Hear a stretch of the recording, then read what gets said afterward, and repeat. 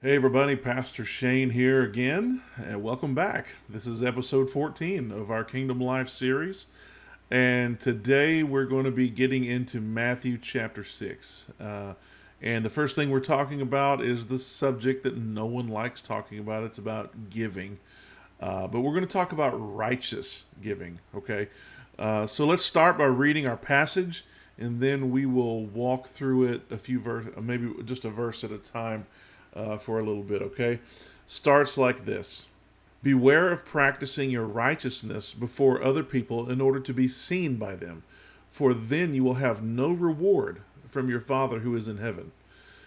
Thus, when you give to the needy, sound no trumpet before you, as the hypocrites do in the synagogues and in the streets, that they may be praised by others. Truly, I say to you, they have their reward. But when you give to the needy, do not let your left hand know what your right hand is doing, so that your giving may be in secret. And your Father who sees in secret will reward you. Okay, so chapter 6 marks a shift in Jesus' sermon, okay? So we've been examining things like anger and retaliation and adultery and loving our enemies, which are all person to person relational issues, okay? So now the teaching is going to shift to the matter of how to practice your righteousness in public righteously. Note that the first verse opens the new line of thought with the phrase, beware of practicing your righteousness before other people. So therefore, the first few issues in this chapter, which are giving, praying, and fasting, these are all things that can be done in ways that are self-serving. They can be done in public in ways that would draw attention to you and not to Jesus. So the first thing I think we should note is that giving and praying and fasting are all disciplines which we actually do practice publicly. It's kind of unavoidable. We can't isolate ourselves and neglect our daily responsibilities like work and family just because we're fasting. And giving and prayer are also these regular rhythms that every church community participates in, which we do publicly. So the solution, therefore, can't be to completely privatize these disciplines. In fact, we've already covered in Matthew 5:16 a few weeks ago, or a few episodes ago. It's been more than weeks, but episodes ago. We've already covered that our good works are supposed to be done before men so that they might glorify God. It says in Matthew 5:16, in the same way, let your light shine before others so that they may see your good works and give glory to your Father who is in heaven. So in this passage, we have to come down to this. The key phrase in how we understand Christ's meaning is this. It's in order to be seen by them. Okay? In other words, the phrase that we're talking about is where Jesus says, you're doing these things so that other people will see you do them. So giving, prayer, and fasting can easily be done in ways that are meant to preserve a public image, or maybe even to create a persona that you want to have with other people, a reputation. So what follows here are instructions on how you can practice giving, prayer, and fasting in public without drawing an undue attention to yourself. Okay, so these are going to be lessons on how to do these things in a righteous way instead of an unrighteous, self-righteous way. So let's just look at giving. That's what this passage is about. When you give to the needy, sound no trumpet before you as the hypocrites do. Now, here's the thing. Were the wealthy literally blowing a trumpet every time they gave? Probably not. I mean, even then, that would have been a bit ostentatious. This isn't our first encounter, though, with Jesus using an extreme example, using hyperbole to make a point. However, I did read one commentary which said that many synagogues may have had this trumpet-shaped bowl, okay, that people would deposit their offerings. So Jesus might be referring to this, and in that case, what was going on was the wealthy were loudly dropping their coins into this trumpet, causing it to sound loudly as they made their contribution. Okay, look, I'm fine with it being hyperbole. I'm fine with it being this trumpet-shaped bowl. I don't think I don't think that's the point. The point is that these men were giving in a way that caused everyone to take note of their generosity instead of Jesus, and that is the problem. Okay, they were giving to be seen giving by men and to gain or keep a reputation that they had built for themselves. And Jesus says this: they have their reward.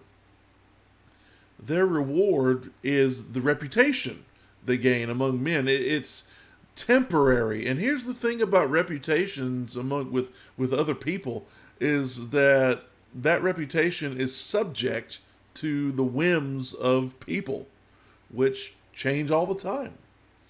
So Jesus then says this: don't let your left hand know what your right hand is doing.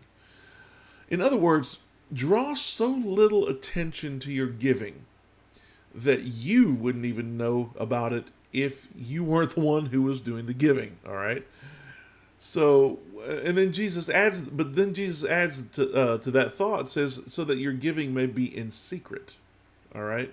So what does it mean? I mean, doesn't the offering plate or the bag, or so our church uses offering bags, but a lot of churches, many churches use plates, or whatever you do, doesn't it get passed every week in front of everyone? I mean, again, it has to do with drawing attention to your giving. Okay, see, here's the thing: it is no one's business except yours and the Lord's whether you give $10 or $1,000 in the plate every week. Okay, I'll be honest. I have been in situations where I've been encouraged to reveal how much I give to, say, like a special offering or something like that. Not to toot my horn or anything like that, but just as a means of encouraging others to give and to let them know that I'm not asking them to do something that I'm not willing to do myself. Okay. But here it is. I don't do it. To my recollection, I have never done that. And here's why.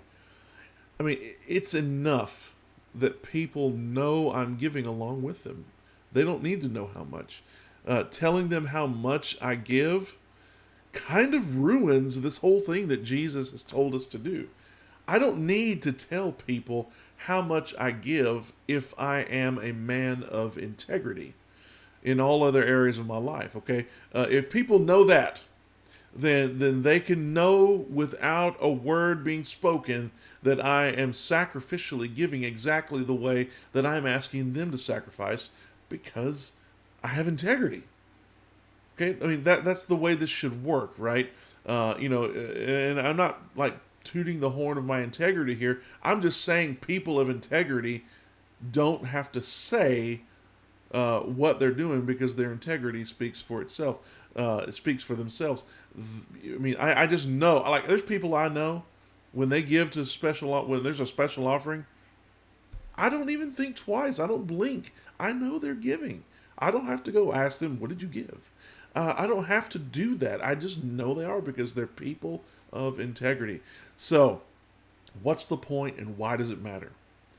Well, the things that are done in secret, in other words, done in a way that I'm not stealing the spotlight from Jesus, will be rewarded by the Father, who knows my secrets. He knows the motive of my heart and yours, and he's going to reward that accordingly. Okay, so that is what righteous giving looks like. It doesn't steal away. It doesn't like steal the attention all for yourself. But instead, it's quite the opposite. It deflects all the attention away to Jesus. So the things that are done in secret, I'm not stealing the spotlight from Jesus. Those are the things that are going to be rewarded. He knows the motive of my heart. I think I've already said all this, but I'm just saying it again for emphasis. That is righteous giving. That's the kind of giving that the Father is going to reward, okay? It keeps everything between you and Him. And it keeps pleasing Him first before anyone else. So that's how kingdom people are supposed to give, okay? All right, so that was a short passage. Next week I keep saying week. I don't do this weekly. Next episode, we're going to deal with a kind of a longer passage. The Lord's Prayer. It's familiar even to lost people who don't know Jesus. They might have some familiarity with the Lord's Prayer. So we're going to look at it though probably through a little bit of a different lens than you maybe have looked at it before. It's not going to be earth shattering, but it will be different. So that's it for today. Like always, I hope this was helpful. I really enjoyed doing these for you guys. And you know, my heart is that, you know, you're learning. This is helping you on your journey. So anyways, I love you. We will see you next episode.